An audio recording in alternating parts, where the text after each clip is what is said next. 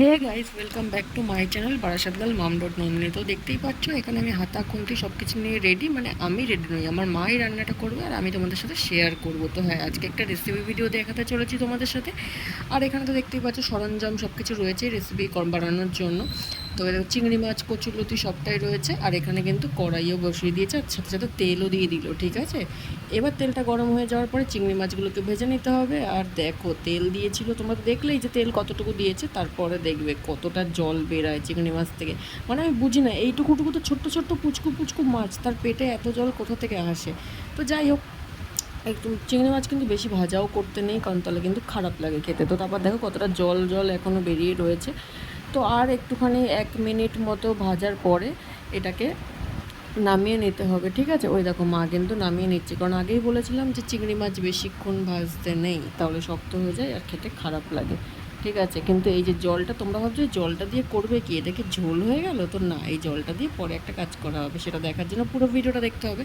তো তারপর দেখো মা কড়াইটা ধুয়ে আবার একটুখানি তেল দিয়ে দিল। তো তেলটা এবার গরম হওয়ার অপেক্ষা। তেলটা গরম হয়ে যা, গরম হয়ে যা, গরম হয়ে যা, ছু মন্তর ছু মন্তর ছু মন্তর মনে হচ্ছে আমি ম্যাজিশিয়ান বলো, কিন্তু অমনটা কিছুই নয়। ঠিক আছে, তেলটা গরম হতেই টাইম নিয়ে নিচ্ছে প্রচুর, কারণ যেহেতু কড়াইটা ধুয়ে আবার এখন দেওয়া হচ্ছে, আমার তেলটা দিল। তো এই দেখো, তারপর ফোড়ন দিয়ে দিয়েছে সাদা গোটা জিরে আর তোমার শুকনো লঙ্কা একটা। তারপর কিন্তু কচুরলতিগুলো দিয়ে দিল। ঠিক আছে, এবার কচুরলতিগুলো একটু ভাজা ভাজা করা হবে।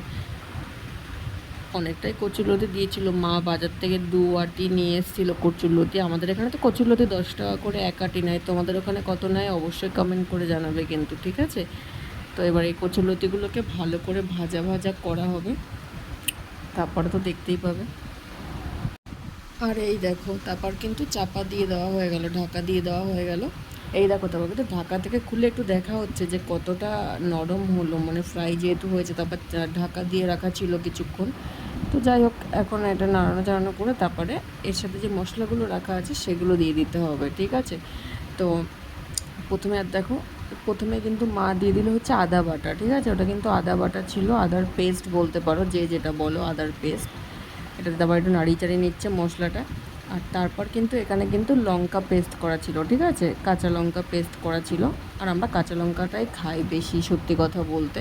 আর এইসব রান্নায় শুকনো লঙ্কা অত ভালো লাগে না, যেটা আমার মনে হয়। তো কাঁচা লঙ্কা পেস্ট করে দিয়ে দেওয়া হয়ে গেছে। এবার হচ্ছে দিয়ে দেওয়া হচ্ছে একটু জিরের গুঁড়ো। আর তোমাদের আগেই বলেছি আমরা সানরাইজেরটাই খাই, তো জিরের গুঁড়ো দিয়ে দেওয়া হলো। তারপর এরপরে একটুখানি লঙ্কার গুঁড়ো দিয়ে দেওয়া হলো, যাতে একটু কালারটা ভালো আসে। ঠিক আছে, তো খুব বেশি নয়, একদমই একদমই মানে একদম হাফ চামচেরও কম হবে, বুঝেছো তো। তারপর কিন্তু হলুদ গুঁড়ো দিয়ে দেওয়া হলো। মানে খুব তাড়াতাড়ি ইজি প্রসেসে কীভাবে করা যায় এই রেসিপিটা, সেটাই তোমাদের সাথে শেয়ার করা হলো এখানে। আর তারপর নুন দেওয়া হলো স্বাদ মতো, যতটা পরিমাণ প্রয়োজন ততটাই।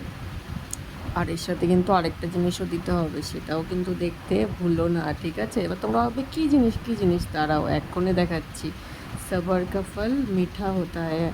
তো দেখো এরপরে কী করে দাও, মা একটু নাড়িয়ে চাড়িয়ে নিচ্ছে। তো আমি মাকে বলছিলাম, মা কখন দেবা সেই জিনিসটা? মা বলছে দাঁড়া দাঁড়া, আমি তোকে শিখিয়েছি নাকি তুই আমাকে শিখিয়েছিস, মানে এরকম একটা বিষয়। ঠিক আছে, তো তারপরে যেটা হচ্ছে তোমার কি, এটা কিন্তু তোমরা দেখে ভাবছো কী দিল সাদা সাদা, তো হ্যাঁ, এটা কিন্তু অল্প একটু চিনি দিয়ে দিল। আর আমি কিন্তু এই চিনির কথাটাই বলছিলাম, তাহলে কিন্তু কালারটাও খুব ভালো আসে দেখতে।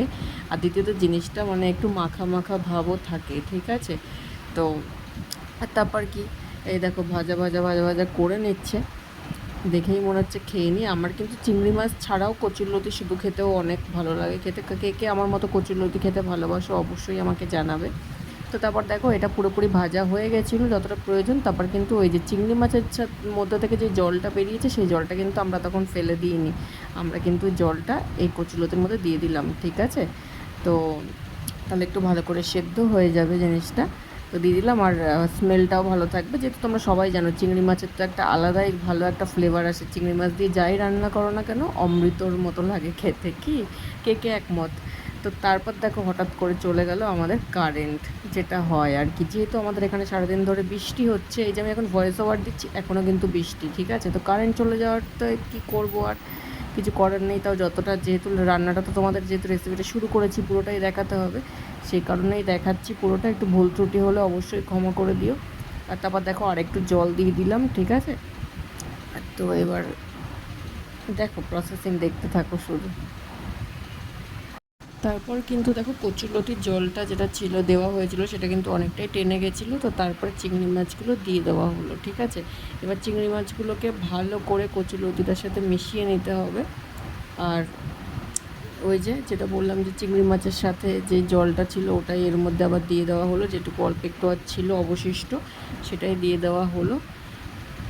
এবার কি আর বেশিক্ষণ সময় লাগবে না, মাত্র 5 মিনিটেই কিন্তু এটা রেডি হয়ে যাবে এই রেসিপিটা। আর খুবই সহজ একটা রেসিপি তোমাদের সাথে শেয়ার করলাম। আর সত্যি কথা বলতে এটা যখন আমি খেয়েছি আমার কিন্তু অনেক ভালো লেগেছে। আর এটা আমি ভাত দিয়েও খেয়ে দেখেছি আর রুটি দিয়েও খেয়ে দেখেছি। তারপর দেখো সর্বশেষে একটু গরম মশলা দিয়ে দিয়েছে, ব্যাস আজকের রেসিপি কিন্তু রেডি। আর সত্যি এটা ভাত রুটি তোমরা দুটোর সাথেই খেতে পারবে, খেতে কিন্তু অসম্ভব সুন্দর লাগে। আর যারা আমার মতো কচুরলতি চিংড়ি মাছ এই জিনিসগুলো খেতে ভালোবাসো তাদের তো আর কোনো কথাই হবে না।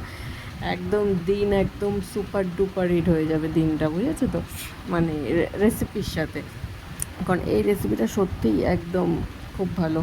তো কার কার এই রেসিপিটা ভালো লাগলো অবশ্যই কমেন্ট করে জানাবে। আর যার যার এটা খাওয়ার ইচ্ছা হচ্ছে সে এসে আমাকে কমেন্ট করে বলবে, আমি তোমাদেরকে সকলকে যারা যারা বলবে তাদের সকলকে রেসিপিটা আমি নিজে বানিয়ে খাওয়াবো নিজের হাতে। ঠিক আছে, সো রেসিপিটা কেমন লাগলো অবশ্যই জানিও। আর এখানে গ্যাস বন্ধ করে দেওয়া হয়েছে। তো কেমন লেগেছে অবশ্যই জানাবে। সবাই ভালো থেকো, সুস্থ থেকো, বাই বাই, টেক কেয়ার।